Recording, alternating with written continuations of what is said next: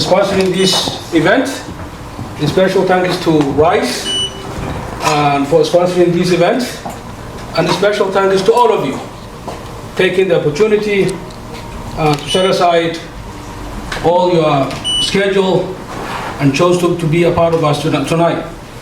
As a Somali Bantu young people, we are a resilient community. We don't give up. We have been through a lot. We lived in a country where a lot of us have been segregated and discriminated from political participation, education, and economically. But I believe we are reading history. But to build a future, which all of us are attempting now, we must understand the power we hold and the responsibility that comes with it, especially when it comes to politics, community, and education. These are the three main concepts I would like to speak tonight with you, and they are fundamentals in order for us to have a good future. We have taken a long journey from refugee camp in 2 different places, Dadaab, Kakuma, and finally granted resettlement to the United States of America, which we are now a part of the larger society. Let me begin with politics first.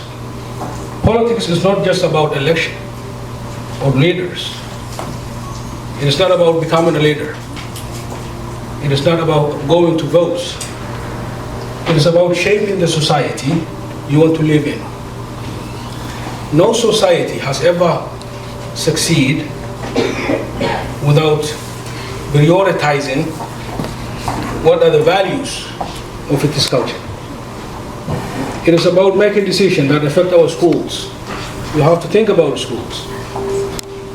This is where we gain all the skills, the knowledge, and the characters we need in life. Our families, our businesses, and our future. As young people who have attended here today, your voices matter. There is a golden opportunity in this country. You have all it takes to be a part of the American leaders, local leaders, district leaders, state leaders, and national leaders. America provides all opportunities, but you have to be an ambitious person, somebody who knows their vision, mission, and you have to have a goal. But you can't build a goal by yourself alone. You have to speak up in case you see ambiguity. You have to stay informed with your local leaders. And you also ultimately need to support leaders who represent your dreams. Just like our sister did, Shukri. We have seen her as the first Somali Bantu female elected in an office in the United States of America, but it didn't come. When you pay attention very closely to what she said, very touching, very inspiring speech about her background. You have to allow others to succeed in order for you to succeed. And that is what God tells us. Help others, then God will help you. But the help is not only giving something to people. You have to give them your time. You have to give them your energy. You have to give them your voice. Then God will bless you. So I encourage all of you to think about what kind of community you want to create as a Somali Bantu. We are now among the largest American society. We live among them. All the changes they need, we need. But we always have to put our priority first. What changes do you want to see for your children to have? What can you contribute to a major just in order for your children to succeed? What kind of future do you want to have for them to be prosperous? Together you can make a difference. It is time to reach out other communities who live among us, because we need their support. Many of you have already overcome so many challenges, as Shukri have indicated tonight. Perhaps you are the first time in your family to attend a school, or the first to dream of going to college. Remember, this is your moment. Education is your superpower. It is the key to breaking barriers, to fighting poverty, and building a better future for yourself and your people and your community. Do not let anyone tell you that you're not capable. You are capable. We live in the American dreams. All around us in the schools, America itself is generous. It offers opportunities equally. There is a lot of wealth around us. This wealth is shared among us. Many of us now run business of their own that they have never dreamed. But the key thing is you have to have a goal. You have to have an objective. So if the cynicals tells you that it is very difficult because you don't have any education background, your father hasn't been to school, none of your uncles went to school before, but this is what happened. You heard a very interesting story from Shukri. I was so inspired, and a lot of you are aspired too. Please, give her a round of applause. Very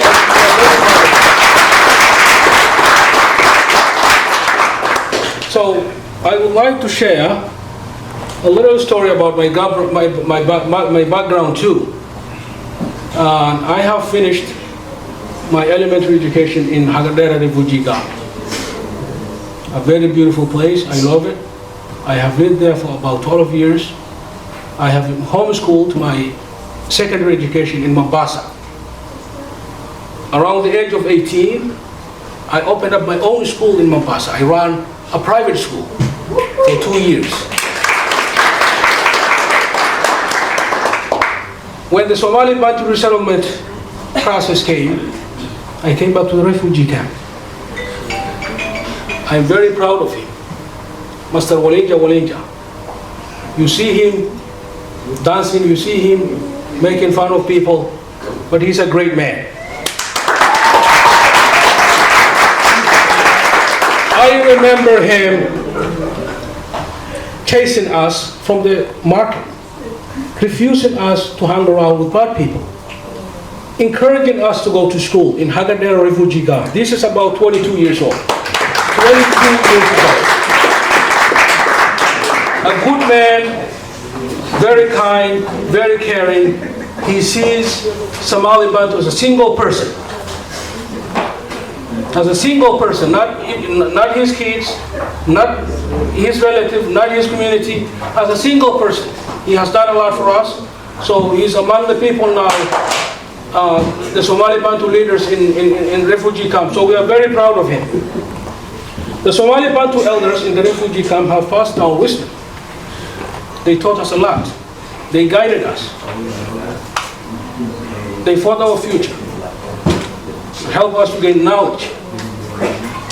These passing of the torch, now most of them are gone. They passed the torch to us. Symbolizes a powerful transfer of culture, resilience, and leadership. Our elders have demonstrated a full amount of devotion in realizing their dreams that is producing great people, which is us. We are great people. We have somebody now elected as a commissioner in May. As Abdi said, she opened the door that nobody was able to open, but a lot of us will follow her suit, inshallah. But they didn't have any resources, the elders. They didn't have the knowledge we have. They have done these things in the absence of enough resources, support, and encouragement. Today, the job of sustaining that effort falls on us. We must face it. Our young people all across the United States need guidance and directions. It is time to cultivate the ingenuity of our people in producing a lot of Obamas in us. Young people who can stand tall and proclaim our dignity, place us in a very decent place across the world. We are very fortunate to have somebody like Shukri today. But she has not become victorious by accident. As I was reading her background, she was fully engaged in the local campaign. She was a community activist, participated in local elections, have helped many people who represent her dreams get elected for her state. As the educated, energized youth, you now have the responsibility and opportunity to stay engaged. Local communities. There's a lot of African communities in our neighborhood. We must reach out to those people. Seek their support. Ask them for guidance. Ask them for directions. Share cultures with them. Hear the differences. Hear some of the obstacles they have encountered and what the solutions might have been. America, as I said in the beginning of my remarks, have a great people.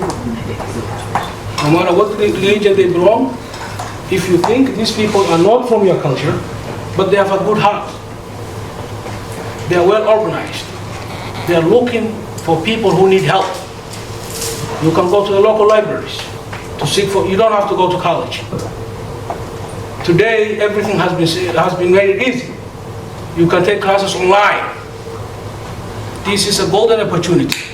I have repeated twice. We need more people. More people to go to college. More people finish college. You know, when I first came to Buffalo, back in 2004, and this is very interesting, I was ambitious. I had a lot of dreams in me. I wanted to achieve big things. One day, I was attending a community gathering, and the city mayor came.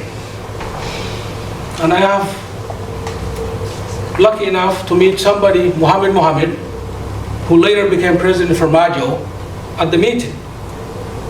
He looked at me in the eye. He told me, Sabtow, you need to go to college. You have the talent, you have the brain, and you have the knowledge. Go to college. Immediately, that man, a great man, I have a lot of admiration for him, helped me to register local community college. In 2 years, I graduated and got my associate degree. Went to Buff State. In 2 years, I graduated, got my bachelor's degree. Went to Fredonia College. In 2 years, I graduated, got my master's degree.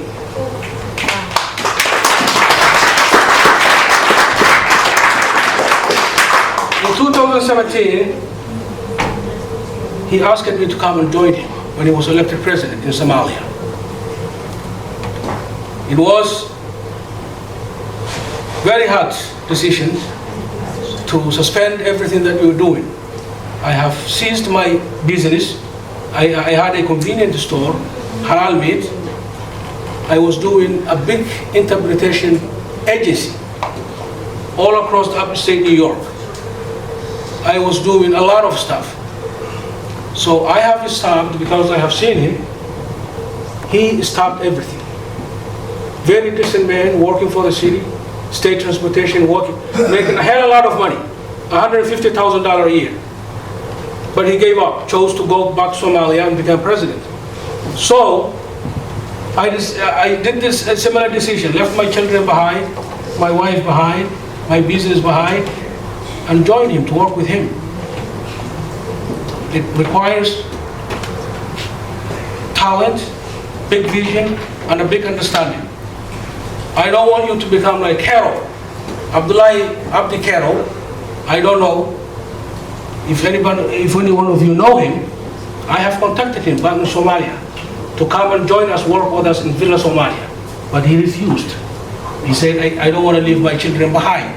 I have contacted Muya Marandi, who also lives in Buffalo, to come and join us and work with us in Villa Somalia. He refused.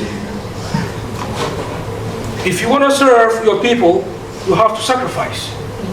Give up a lot of valuable things because you have to put the public interest before your own.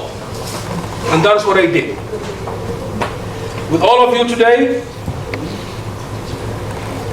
I'm going to conclude my speech by saying the sky is the limit. I know we have faced a lot of challenges in Somalia. We have confronted. The sky is the limit. I believe it is our time to shine. This is our time to shine. I want you to wake up.